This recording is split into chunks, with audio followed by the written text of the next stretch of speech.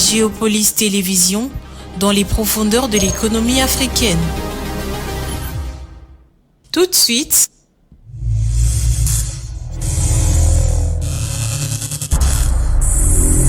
le journal.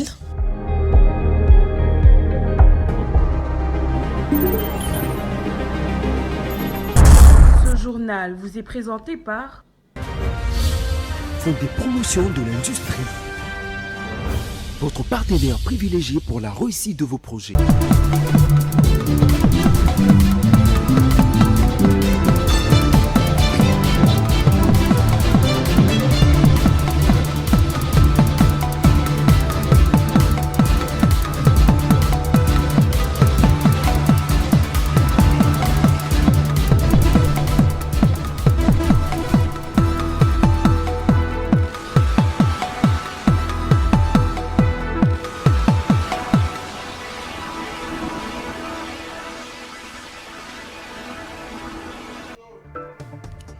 Gouvernement d'union nationale, le président de la République s'apprête à concrétiser sa promesse de former ce gouvernement d'union nationale alors que les pays est marqué par des défis sécuritaires et socio-économiques persistants, mais également la possibilité d'un dialogue national. Plus de détails dans ce journal. Et puis, lors de la 53e réunion du Conseil de ministres, le président de la République est revenu sur la probabilité de l'insalubrité dans la ville de Kinshasa. Malgré Kinshasa-Bopeto, plusieurs défis sont encore à relever. Et à l'international, avec une production de 798 000 onces, la mine d'or ghanéenne Ahafo s'est positionnée comme la plus grande d'Afrique en 2024. Très heureux de vous retrouver pour cette grande édition du journal télévisé. Madame, Messieurs, bonsoir et bienvenue. Près de 5 mois après l'annonce faite devant les membres de sa famille politique réunis au chapiteau de la Cité de l'Union africaine, le président Félix Tshisekedi s'apprête à concrétiser sa promesse de former un nouveau gouvernement dans un contexte marqué par des défis sécuritaires et socio-économiques persistants en République démocratique du Congo. Suivez. Selon des sources proches de la Cité de l'Union africaine et du dossier, sauf changement de dernière minute, il s'agira d'un remaniement conduisant à la mise en place du gouvernement Souminois II, dirigé une nouvelle fois par la première ministre Judith Souminois.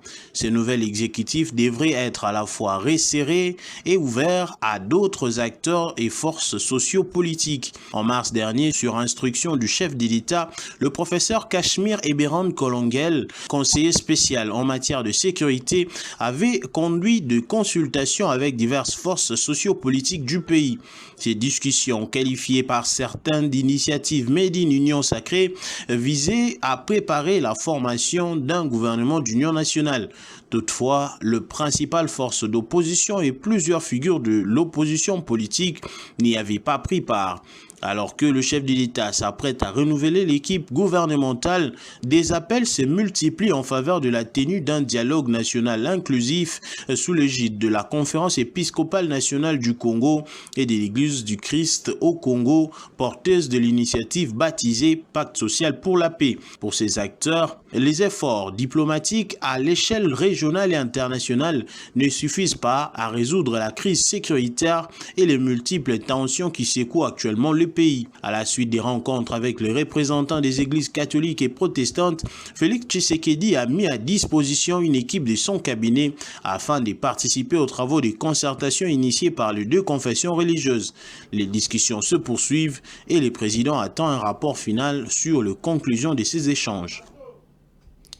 Et puis, le sommet de chefs d'État et de gouvernements de pays membres de la conférence internationale sur la région de Grand Lac, initialement programmée à Kinshasa le 5 août prochain, a été reporté au 3 octobre 2025. Plus de détails et précisions dans cet élément. À Kinshasa le 5 août prochain a été reporté au 3 octobre 2025 selon une note verbale du ministère de l'intégration régionale de la RDC datée de jeudi 24 juillet. Ces rapports fait suite à des contraintes d'agenda des dirigeants des États membres de la CIRGL, comme l'indique le document officiel adressé au secrétaire exécutif de la conférence. Malgré ces changements, le ministère assure que toutes les autres réunions prévues entre le 25 juillet et le 3 août sont maintenues, notamment les rencontres préparatoires, techniques et diplomatiques. Ces sommets reportés restent un moment clé pour la coopération régionale, abordant les enjeux majeurs tels que la sécurité et la stabilité politique, les développements économiques et la lutte contre les groupes armés. Kinshasa se prépare donc à accueillir les délégations en octobre avec l'espoir de voir émerger des résolutions concrètes au service de la paix et de l'intégration régionale. Et lors de la 53e réunion du Conseil de ministres tenue le vendredi 25 juillet, le président de la République, Félix Tshisekedi, est revenu sur la problématique de l'insalubrité dans la ville de Kinshasa, selon le compte-rendu de cette réunion lu par le porte-parole du gouvernement, Patrick Muyaya. Le président de la République a réaffirmé sa détermination à voir la ville de Kinshasa, miroir du pays, refléter l'ordre, la propreté et l'essence de responsabilité. Un commentaire d'Hervé Landry-Ngoy. Lors du récent Conseil des ministres, le chef de l'État Félix Tshisekedi est revenu sur des préoccupations en ce qui concerne l'assainissement de la ville de Kinshasa. Félix Tshisekedi a proposé 3 mesures afin de voir Kinshasa rayonner de sa belle robe.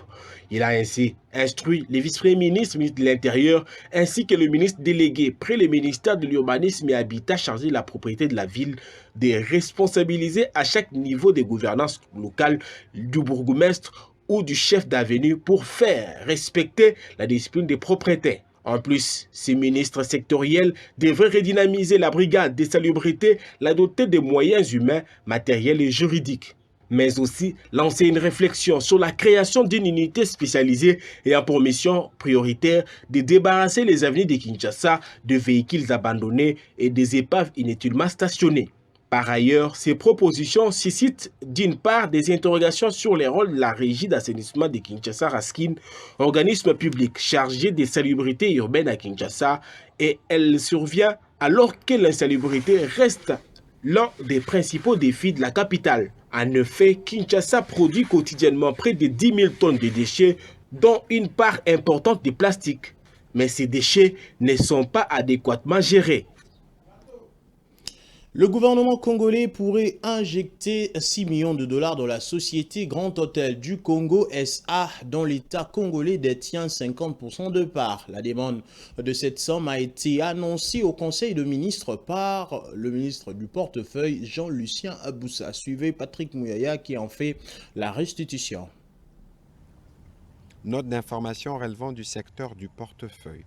Le ministre du portefeuille a présenté une note d'information se rapportant à la participation de l'État actionnaire à la récapitalisation de la société Grands Hôtels du Congo SA. En effet, Grand Hôtel du Congo est une société anonyme d'économie mixte créée en 1968 dont la gouvernance est pilotée par une assemblée générale constituée de 2 blocs de partenaires, à savoir la partie privée Société du droit belge Victoria Equity, détentrice des 50% d'une part, et la partie État congolais, via l'entremise du ministère du portefeuille, 47%, et les autres institutions liées à l'État, soit 3% d'autre part, répartis comme suit: 1% CNSS, 1% LAC et 1% SNCC. La société gère 2 actifs hôteliers historiques, le Cube, actuellement exploité sous l'enseigne Pullman, et la Tour, bien située avec un fort potentiel économique et touristique, mais largement inexploité depuis plusieurs années faute de financement. Ces besoins de financement ont été satisfaits grâce à un prêt actionnaire de 6 199 140 $. Cependant, faute de contribution, l'investisseur réclame la conversion de sa contribution en action. La prise en compte dont l'Assemblée générale avait validé les principes bouleverserait les équilibres actionnariaux en faveur de l'État et diluerait les participations minoritaires. Compte tenu de l'importance de cette entreprise dans le développement du secteur touristique en RDC, de la valorisation à très court terme de ses actifs, ainsi que de la rentabilité attendue de son exploitation En concertation avec le ministre des Finances, une demande de liquidation de 6 millions de dollars américains a été sollicitée en faveur de cette société d'économie mixte, car il en va de l'efficacité de la politique actionnariale de l'État telle que prônée par le président de la République, chef de l'État.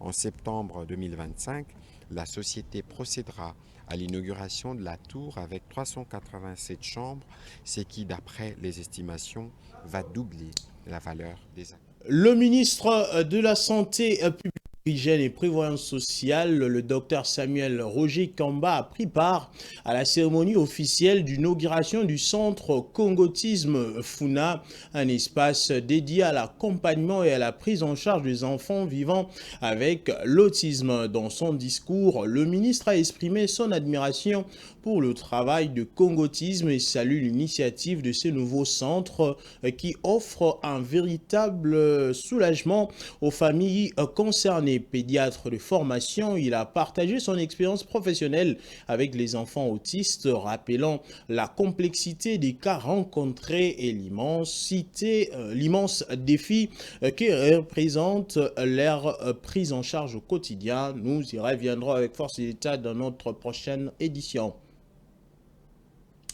Et puis, dans le souci de standardiser les prix de course des engins à 2 et 3 roues dans la ville de Kinshasa, le ministre des Transports et Mobilité urbaine et celle en charge de l'économie et finances ont lancé le travaux de la commission mixte chargée de réfléchir sur l'élaboration d'une grille tarifaire de course en moto et en tricycle. Reportage Hervé Landringoy. Enfin, une grille tarifaire pour uniformiser les prix des courses à moto et en tricycle dans la ville de Kinshasa. Le ministre provincial des Transports et Mobilité urbaine, accompagné de sa collègue en charge de l'économie et finances, a lancé les travaux de la commission mixte chargée de réfléchir sur l'élaboration d'une grille tarifaire des courses à moto et en tricycle. Celle-ci sera publiée incessamment par le gouverneur de la ville de Kinshasa pour son application.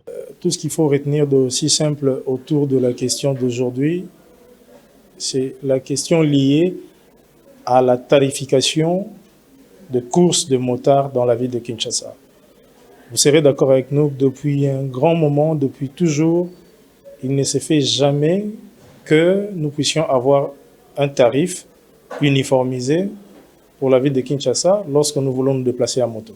Nous sommes en train de converger dans le sens de pouvoir uniformiser les vues et donner une tarification unique à toute la ville de Kinshasa. Ces travaux réunissent les experts de la division urbaine des transports, voies des communications et des enclavements, les experts du ministère des Transports et des Finances, ainsi que les responsables des associations des motards et des conducteurs des tricycles de la ville de Kinshasa. Pour la première fois et la toute première fois, de mettre les associations de motocyclistes ensemble.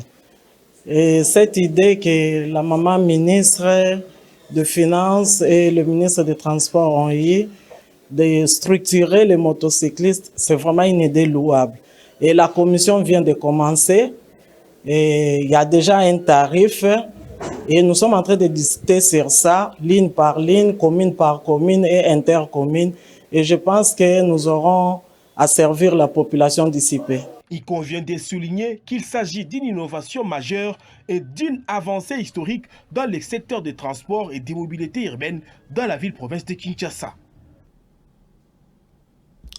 Et puis les Léopards seniors Messieurs Football à prime de la RDC qui ont quitté Kinshasa dans la soirée du vendredi 25 juillet sont arrivés dans la 20 midi DC samedi 28 juillet 2025 en terre tanzanienne. Sur place, ils vont entamer leur deuxième phase de préparation de la 8e édition du championnat d'Afrique de Nations 2024 avant de rallier Nairobi au Kenya pour le coup d'envoi de la compétition. Ils vont notamment jouer un match amical face au Sénégal. Plus de détails dans cet élément. Une délégation composée de 22 joueurs encadrés par le staff technique et les officiels a quitté Kinshasa à 17h heure locale à bord d'un vol affrété à destination d'Arusha, ville hôte de la rencontre. Ces rendez-vous amicaux programmés le 29 juillet à 15h constituera le dernier test pour le sélectionneur Otis Ngoma avant le coup d'envoi officiel du tournoi. Le CHAN réservé aux joueurs évoluant dans le championnat nationaux verra la RDC entrer en lice le 3 août face au Kenya. Cette phase de préparation vise à affiner les aspects tactiques et physiques de l'équipe afin d'aborder la compétition dans les meilleures conditions. Après une préparation intensive à Kinshasa, les Léopards A-Prime ambitionnent de confirmer leur statut issu des éditions précédentes du CHAN. Otis Ngoma compte tirer profit de ces duels face au Sénégal pour ajuster son dispositif et préparer une campagne réussie. Cette confrontation revêt une importance particulière, rappelant la défaite 3-0 subie face aux Sénégalais lors du dernier CHAN, un match qui avait conduit à l'élimination prématurée des doubles champions d'Afrique. Place à présent à la page internationale.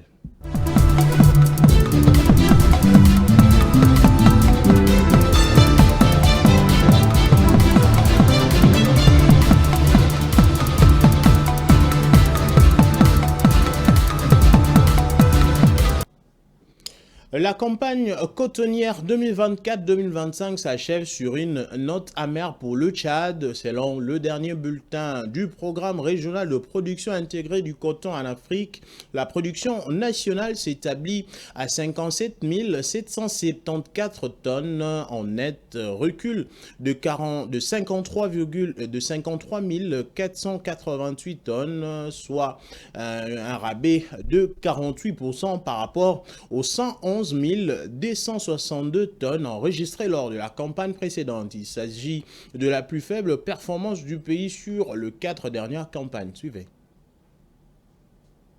Si les rapports ne détaillent pas explicitement les causes de cette baisse, plusieurs facteurs peuvent l'expliquer. En tête de cause figure la chute des rendements agricoles. Le producteur tchadien n'a obtenu que 424 kg par hectare en moyenne contre 574 kg par hectare lors de la campagne précédente, soit une baisse de 26%. Cette dégradation est liée à une réduction importante de superficie emblavée, 136 357 hectares en 2024-2025 contre 193 916 hectares un an plus tôt, soit une baisse de 57 559 hectares. À cela s'ajoute une pluviométrie particulièrement faible. Dans son bulletin de mai-juin 2024, le PRPK a signalé une baisse de 55 mm des hauteurs d'eau enregistrées au mois de mai. Cette situation a affecté l'emblavure avec seulement 125 491 hectares plantés au 30 juin, soit 42,4% de l'objectif national de 295 854 hectares. La société cotonnière du Tchad, unique opérateur du pays, avait déjà alerté sur ces difficultés climatiques en juin 2024. Enfin, on peut citer les retards observés sur la livraison des semences, engrais, insecticides et herbicides, l'exode rural de jeunes qui réduit la main-d'œuvre travaillant dans les champs et dans les incursions d'animaux errant dans les champs, causant des dommages sur les cultures et récoltes potentielles. Avec une production de 798 000 onces, la mine d'or ghanéenne Ahafo s'est positionnée comme la plus grande d'Afrique en 2024. L'américain Newmont, qui en assure l'exploitation, s'attend toutefois à une production inférieure en 2025 avec 670 000 onces prévues. Suivez. Ahafo, la plus grande mine d'or du Ghana et d'Afrique, a produit un total de 402 000 onces d'or au premier semestre 2025. Dans les détails de ces rapports, la mine a livré 205 000 onces au premier trimestre et 197 000 onces au deuxième trimestre contre respectivement 190 000 et 180 000 onces un an plus tôt. Ces résultats sont conformes au plan de la compagnie qui s'attendait à ce que la production y reste largement constante sur la période, notamment après avoir enregistré une hausse de 37% pour toute l'année 2024. La production d'Ahafo devrait toutefois baisser pour l'ensemble de l'année alors que Newmont anticipe une diminution de volume extrait au deuxième semestre 2025. La compagnie prévoit en effet de livrer au total 670 000 onces d'or sur le site cette année contre 798 000 onces d'or en 2024. Notons néanmoins que cette deuxième moitié de l'année devrait voir l'entrée en production d'Ahafo North, la partie nord de la mine. Ces projets, qui devraient livrer au moins 275 000 onces par an de 2026, est censé booster la production du complexe à environ 850 000 onces. Madame, Messieurs, c'est donc la fin de ce journal, mais avant de nous séparer, 3 principaux titres ont retenu notre attention ce soir. Vous l'avez suivi dans ce journal, fumée blanche probable pour le gouvernement, le prochain gouvernement d'union nationale. Le président de la République s'apprête à concrétiser sa promesse de former un nouveau gouvernement dans un contexte marqué par des défis sécuritaires et socio-économiques persistants au pays. Et puis, lors du Conseil des ministres, Félix Tshisekedi est revenu sur la problématique de l'insalubrité dans la ville de Kinshasa. Il a affirmé donc que la capitale congolaise, qui est le miroir du pays, doit refléter l'ordre et la propreté, notamment et à l'international, avec une production de 798 000 onces. La mine d'or ghanéenne Ahafo s'est positionnée comme la plus grande d'Afrique en 2024. Fin complète de ces journaux, Madame, Messieurs. Merci à vous de nous avoir suivis. Le prochain programme est donc pour la semaine prochaine. En attendant, voici cette pensée. Aime ce que tu fais et fais ce que tu aimes. Bon week-end chez vous.